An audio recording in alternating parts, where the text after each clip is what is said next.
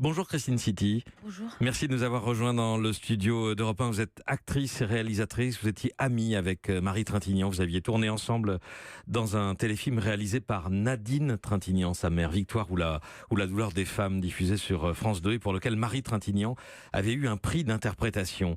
Vous avez écrit une lettre publiée qui a été mise en ligne par le Huffington Post lundi. Bertrand, je me suis tue 15 ans, je ne peux plus. En tuant une de mes amies les plus chères, tu as percé un trou sans fond dans mon cœur et dans celui de beaucoup d'autres. Et aujourd'hui, tu salis l'idée que je me fais d'un artiste. Pourquoi avoir publié cette lettre émouvante adressée à Bertrand Cantat, Christine City? En fait, je m'étais tout le temps dit que je prendrais pas la parole sur cette affaire. D'abord, ça me faisait trop mal, et puis que voilà. Et au début, il y a eu l'histoire entre guillemets de la couverture des Inrocks, et c'est pas tant le fait que Bertrand Cantat soit en couverture des Inrocks qui m'a choquée, bouleversée. C'est l'association de la mise en page avec le chanteur Orelsan. Qui a quand même écrit une chanson dont les paroles sont Ferme ta gueule ou Juliette Marie Trintignant. Et à ce moment-là, j'ai pensé que Bertrand, même s'il n'avait pas choisi et décidé cette association, allait s'exprimer, parce que c'était pas possible que voilà. Et il ne l'a pas fait. Et cette interview aux Inrocks vous a choqué parce qu'il racontait en fait, en quelque sorte, dans cette interview, le traumatisme que représentait son propre sort. Pour dire la vérité, je n'ai pas lu l'interview. Enfin, j'ai lu des extraits, mais j'ai pas lu l'interview. J'ai pas besoin. Enfin, vous l'avez connu, Bertrand Cantat? Oui, je l'ai pas bien connu, mais je l'ai vu avec Marie. Oui. Mais en fait, cette lettre, c'est parce que c'est une vraie question pour moi. Qu'est-ce que c'est que la conscience de l'artiste? Est-ce qu'on fait ça comme ça, ou est-ce que, effectivement, en dehors de ce que j'écris dans la lettre, du plaisir et de la jouissance intense que ça peut être d'être sur scène, est-ce qu'on n'est pas responsable de ce qu'on véhicule? J'ai évidemment beaucoup réfléchi à cette question. Vous pensez que l'artiste a à la fois des droits et des devoirs? Oui. À l'égard du public. À l'égard du public et de la société, et puis et que c'est pas rien de tuer, voilà, de provoquer la mort de quelqu'un, qui se trouve en plus que c'est un artiste qui est interprète mais aussi auteur de ses chansons. C'est une rockstar. Ça raconte quelque chose par rapport aux gens qui peuvent, aux jeunes, aux moins jeunes, voilà, et que c'est comme ça aujourd'hui. Il est cet homme-là.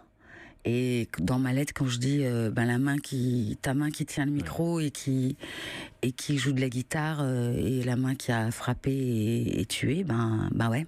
Pour résumer votre pensée, Christine City, vous concluez votre lettre en disant: tu as le droit d'exercer ton métier, tu peux écrire, composer, enseigner, ou que sais-je, mais non, tu ne peux plus être ce héros dans la lumière. Ce héros dans la lumière, en fait, c'est ça qui vous choque et qui vous dérange. Oui, parce que c'est vrai que même cette lettre, voilà, elle est pas...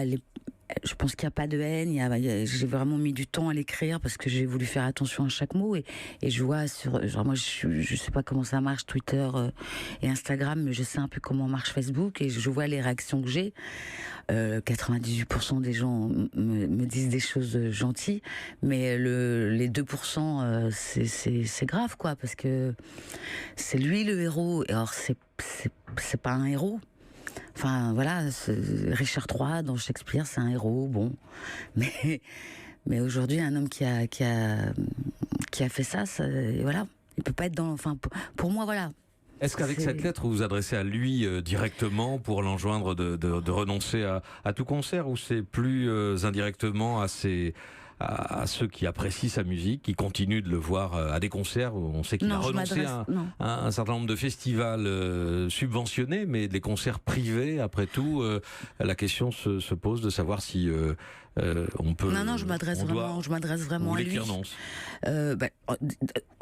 En tout cas, qui nous explique même si franchement je viens faire cette émission et on en a proposé d'autres, j'en ferai pas d'autres parce que je pense que si trop parler de lui, c'est aussi continuer à le mettre dans la lumière.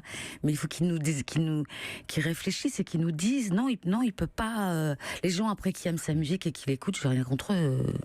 Alors on va pas rester sur Bertrand Cantat. Parlez-nous de celle qui était votre amie. Parlez-nous de Marie Trintignant. Quel souvenir gardez-vous de Marie, Christine City?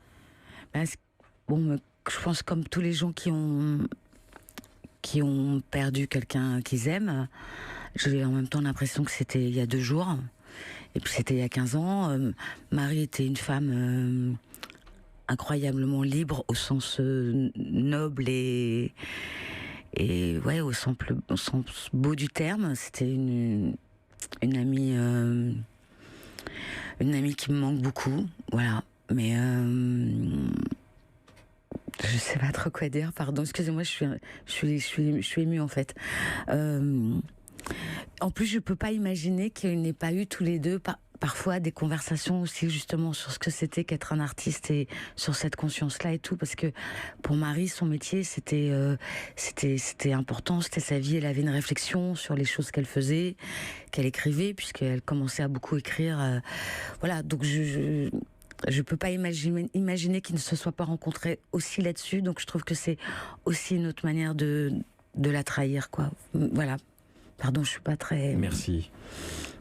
Merci à vous. Non, ne vous excusez pas. Christine City, cette lettre qu'on peut continuer de lire évidemment sur le site du Huffington Post, lettre à Bertrand Cantat. Merci d'être venu en direct ce matin témoigner et nous faire partager votre émotion sur Europe 1.